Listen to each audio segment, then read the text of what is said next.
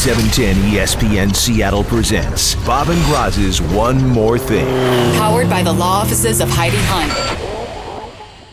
Cub fans never forget, I guess.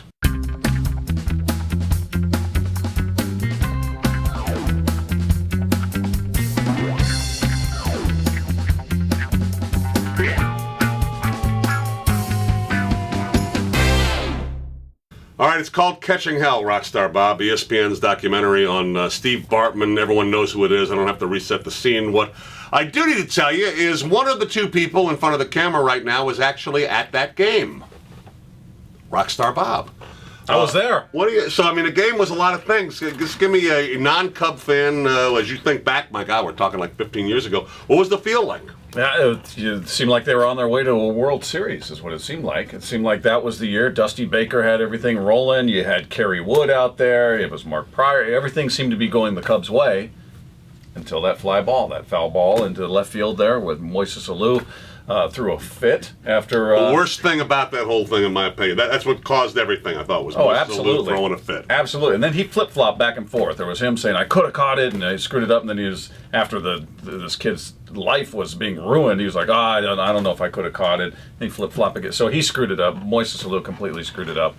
But the fan reaction was absurd. I mean, they had to escort him out of the stadium with security guards. And people, before the game ended, by the way. Before it ended, oh yeah. I think this was right after because they blew it on the field, obviously. And by the way, they had another whole game to play after this one. It was a joke. But it was Alex Gonzalez, right? Was the shortstop who committed the error. Yeah. And that's after, so you could see that the inning was going away.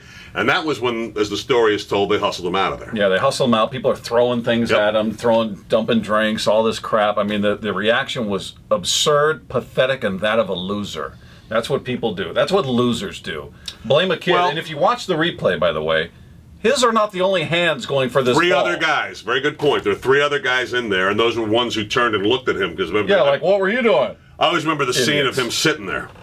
They showed the shot of him being the one guy sitting there, Cubs hat on, iPod in his ears. No, not the Walkman. Or the Walkman. Thank you. You're right. Walkman in his ears, just sitting there, glasses, and just you could see it felt terrible. And his life went on to ultimately be ruined. Like he quit his job. He couldn't come out of his house. People found out where he lived. I mean, talk about an absurd reaction to a losing team who lost the game. Steve Bartman cost you nothing. Your team choked. Well, what's interesting about it, too, is he did not cooperate with the making of this thing. No, I don't think he's done any interviews since. He has not. And you're talking about a guy who very easily now could be making six figures off that.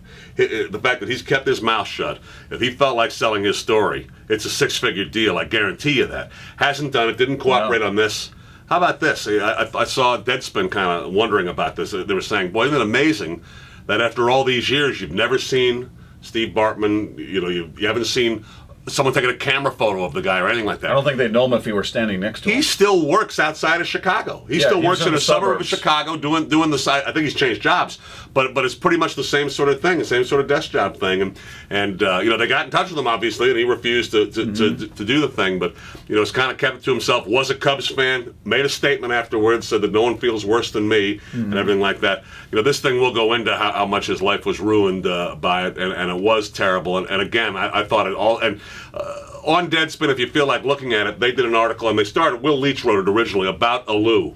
And it pointed out how he had a lousy at-bat like the inning before or something like that, and it was already kind of steaming and complaining the whole thing.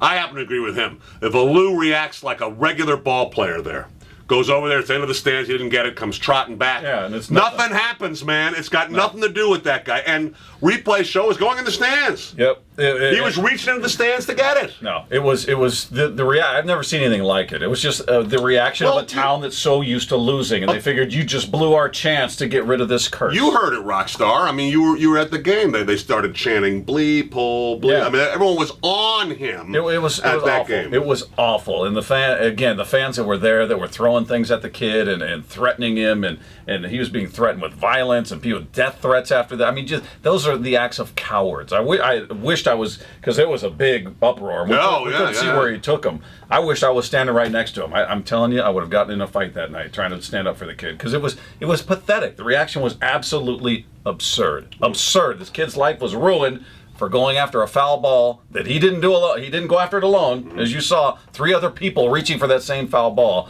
But this kid, he's the one that became the face of that. They go on to lose the game after that. He had nothing to do with that. They choked. The fans that responded the way they did choked, and you were cowards. And I feel terrible for this kid. Catching Hell. It's on now on ESPN.